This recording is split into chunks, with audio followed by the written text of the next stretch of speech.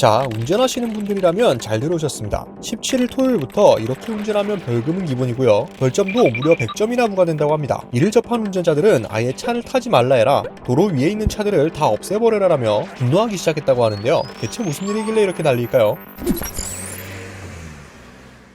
논란의 5030 정책이 드디어 시행된다고 합니다. 기존에는 서울과 부산 등 일부 지역에서 시범 운영됐던 것이고요. 4월 17일부터 전국 도시지역 일반 도로의 제한 속도가 시속 50km 이하로 조정됩니다. 어린이 보호구역이나 이면도로 같은 경우 시속 30km로 제한되는데요. 벌금과 벌점도 상당합니다. 시속 80km 초과 시 벌금 30만원과 벌점 80점이 부과되고, 시속 100km를 초과하면 벌금 100만원에 벌점 100점이 부과된다고 합니다. 또 시속 100km 초과로 3차례 이상 적발될 경우 1년 이하의 징역 또는 면허 취소의 형사처분을 받게 됩니다. 시행 첫날인 17일부터 무인 교통단속 장비를 대거 투입하는 등 대대적인 단속을 벌일 예정이라고 하는데요. 이를 접한 운전자들 반응이 심상치 않습니다. 그냥 유럽이 한다니까 우리도 묻지마 식으로 따라한다 이거냐부터 시작해서 차를 다 없애면 사고 0%일 텐데 이런 꿀팁을 모르냐, 진짜 해도 너무한다, 속도만 내리면 안전하냐, 세금 많이 걷어서 좋은 일 하겠다, 차를 경운기 수준으로 제작해라, 제네시스 같은 거 만들 필요도 없겠다, 이래서 국내선 슈퍼카가 필요 없다, 행정부 관계자들아 이런 게 탁상 행정이다, 말을 타라고 해라, 자전거가 낫겠다 등 비판의 목소리가 대부분이었습니다. 사실 속도만 낮춘다고 다 되는 건 아니죠. 물론 어린이 보호구역이나 좁은 도로 같은 경우는 속도를 낮추는 것이 맞겠지만, 도심도로라는 이유만으로 왕복 8차로 도로, 거기에 중앙분리대까지 있는 도로마저 50km 수준으로 무작정 낮추다 보니 문제가 되는 거 아닐까요? 도로 흐름이나 교통 정체화 같은 것들은 전혀 고려하지 않은 것처럼 느껴지는데요. 실제로 이 5030 정책 때문에 버스 업계에서도 한숨을 쉬고 있다고 합니다. 주행 속도는 제한을 낮춰두고 노선 운행 시간은 그대로여서 운행 지연을 우려한다는 이유입니다. 버스 운전하시는 분들은 대부분 휴게 시간을 줄여가면서 운행 시간을 맞추고, 이 방법도 도저히 먹히지 않을 경우 심하면 난폭 운전으로 이어지기도 하죠. 이 때문에 정작 근본적인 건 해결하지 않으려 하면서 정상적으로 주행하는 운전자들만 피해를 본다는 목소리도 많은 상황입니다. 정부는 5030 정책의 근거로 유럽 등 교통선진국에서 시작된 도시지역 제한속도 하향 조정을 거론했죠. OECD 37개국 중 31개국에서 이미 시행 중이고, OECD와 WHO도 한국의 수차례 도입을 권고한 바 있다고 합니다. 그럼에도 운전자들이 공감하지 못하는 이유는 뭘까요? 우리나라 교통사고를 줄이기 위한 근본적인 해결이 진짜 제한속도를 낮추는 것밖에 없는 걸까요? 그렇지 않죠. 매년 일반 시민들 사이에서 거론되고 있는 문제들이 있습니다. 음주운전으로 인한 피해자의 사망사고, 무조건 운전자가 불리한 상황에서 시작하는 무단횡단 사고, 무보험차 사고, 미성년자 운전사고, 마치 공식이라도 낸 것처럼 특정 병명이 들어가면 형량이 줄어드는 사고 등 진짜 해결해야 할 것들은 제자리인 게 문제 아닐까요? 최근 우리나라에 유학을 왔다가 음주운전차에 치여 목숨을 잃은 유학생 사고를 기억하실 겁니다. 이 가해자의 형량 얼마나 됐을까요? 징역 8년이었습니다. 파란불에 횡단보도를 건너던 사람을 치어 죽인 음주운전자가 징역 8년이라고 합니다. 이게 정말 정상적인 판결이라고 볼 수 있을까요?